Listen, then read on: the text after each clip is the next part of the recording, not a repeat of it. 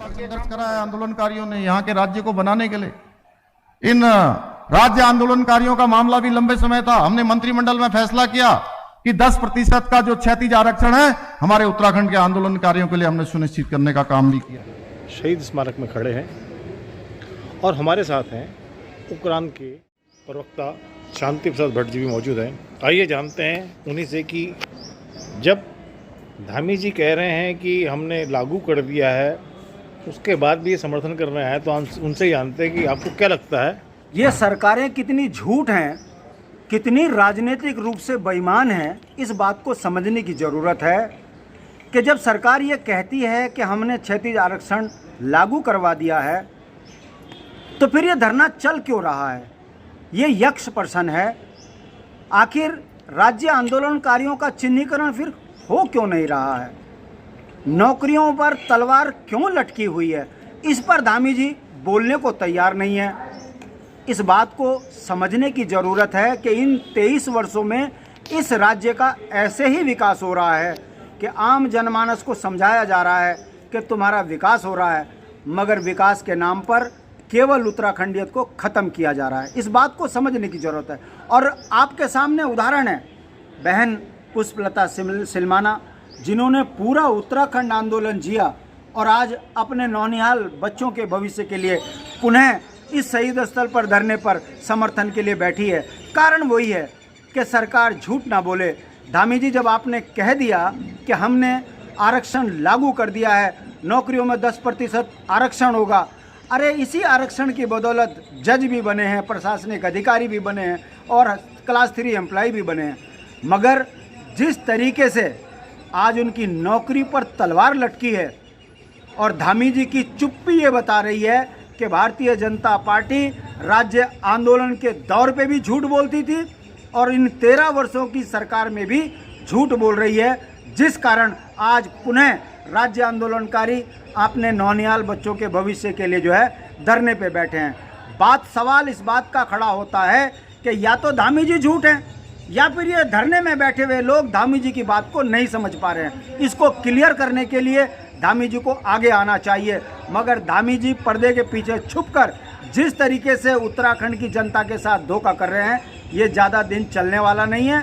हम इस आंदोलन को समर्थन करने आए हैं और हमारा स्पष्ट कहना है, आरक्षण 10% ही नहीं, जिस दिन उत्तराखंड के अंदर क्षेत्रीय सरकार होगी, जिनके साथ अन्याय हुआ है उनको न्याय दिया जाएगा और इस आरक्षण की परिधि को भी बढ़ाया जाएगा। आखिर यहाँ के मूल हकदार उत्तराखंड राज्य आंदोलनकारी हैं, बाहर वाले नहीं। ये जो बातें निकल के आ रही हैं, धामी जी कह रहे हैं कि हो गया है और आप लोग यहाँ धरने पर बैठे हैं, तो ये जो जनता के बीच में कन्फ्यूज़न पैदा हो रखा है, वो कहते हैं कि हो गया, आप कहते हैं नहीं हो गया, तो आप कुछ स्पष्ट करेंगे कि मामला है क्या है, क्यों ऐसे कन्फ्यूज़न है लोगों के बीच में?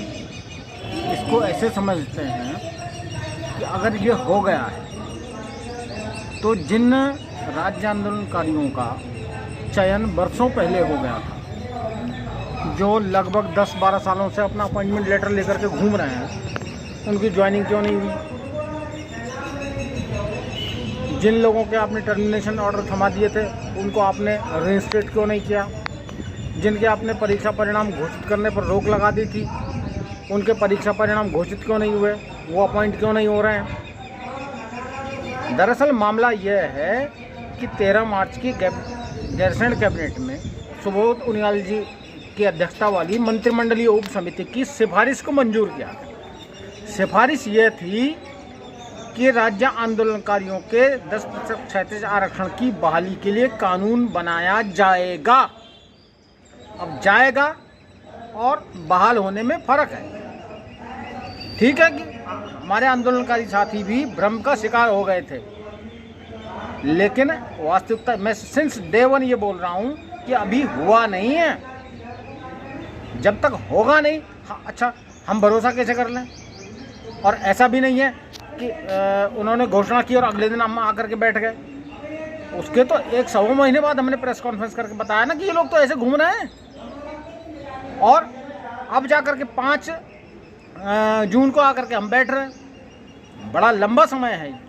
अगर सरकार इसको लागू करना चाह रही है तो बताए ना, स्पष्ट बताए कि हम फला तारीख से करेंगे इस ढंग से कानून लाएंगे। किस ढंग से लाएंगे? विधेयक बनाएंगे, अध्यादेश लाएंगे, नोटिफिकेशन लाएंगे, क्या लाएंगे? इसके अलावा तो कोई और व्यवस्था नहीं हो सकती ना। संवैधानिक प्राविधानों के तहत बात करें ना, बताएं किस दिन से होगा। हमको कोई शौक नहीं है यहाँ करके बैठने का, हमको विवश किया जा रहा है इसलिए बैठे। तो 10 दिन आपको यहाँ पे बैठे हो गए हैं, तो सरकार आपकी सुन नहीं रही है, ऐसे में आप क्या करेंगे कि आगे की रणनीति क्या होगी? परसों 18 तारीख को एक बड़ी बैठक हम यहाँ करने जा रहे हैं, उसमें इस आंदोलन का स्वरूप बदलने की, अभी तक सिर्फ धरना चल रहा था, इसके बाद आगे क्या करना है मैं अपनी ओर से कुछ नहीं बोल रहा हूँ। बैठक में तय होने वाला है कि हम आगे क्या करेंगे, पर यह आंदोलन तब तक रुकेगा नहीं, तब तक थमेगा नहीं, जब तक हम ये 10% आरक्षण की बहाली न सुनिश्चित करवा लें और चिन्हीकरण की ये प्रक्रिया। अब बताइए, हमारे आंदोलनकारी जो 75 साल के हो गए, 76 साल के हो गए, जो उनके पैर कब्र में लटके, अब तक उनका चिन्हीकरण नहीं हुआ, कब होगा? जब वो स्वर्ग सिधार जाएंगे तब होगा। तो दोनों मुद्दों पर जब तक कुछ सार्थक नहीं हो जाता, हम यहाँ से हटने वाले नहीं हैं, हम डटे हैं।